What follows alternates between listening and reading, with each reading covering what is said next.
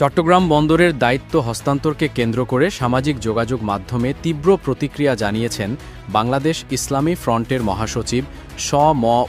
আব্দুস সামাদ।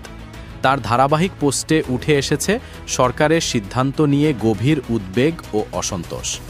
নিজস্ব ফেসবুক পোস্টে তিনি লিখেছেন, বন্দরকে বেনিয়াদের হাতে তুলে দেওয়ার কোনো অধিকার এই সরকারের নেই।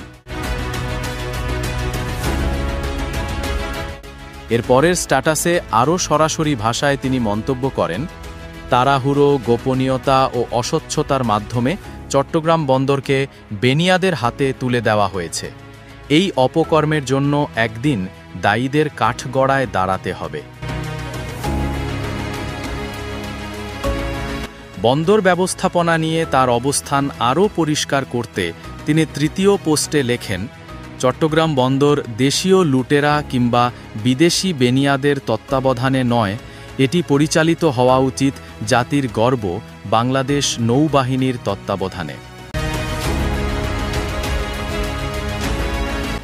শ.ম.